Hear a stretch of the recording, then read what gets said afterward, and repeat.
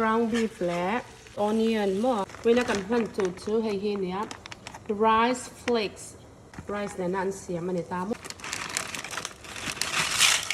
หันหม้อกันผ้ากันละเต้เป็นหันซอสเจ้าชีสละยาละแนมเป็กโซตาเนี่ยหม้อเทียนก็สวกโดนนะ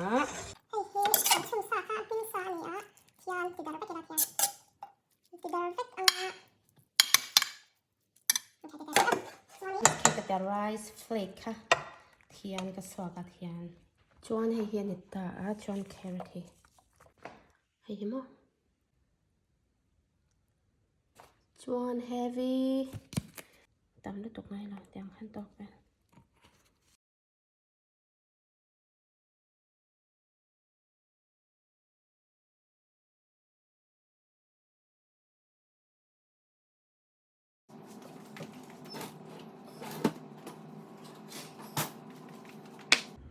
ready ซึ่ง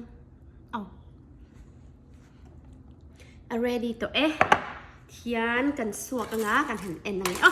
าตุ่มแฮละเซนเทียน ready ตัวกันหันสวกกันงา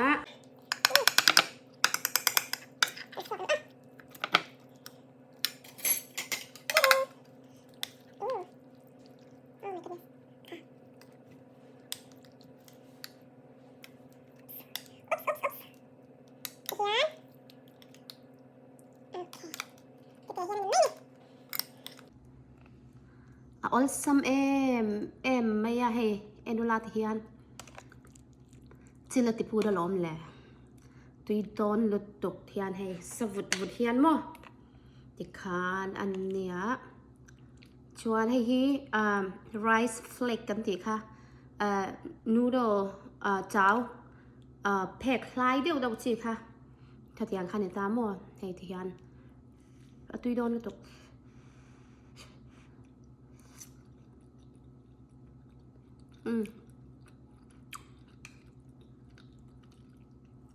tùy tóc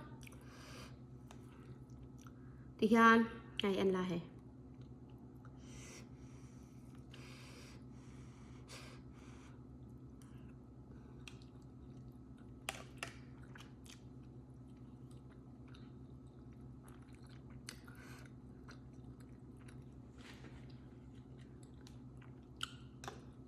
tùy tục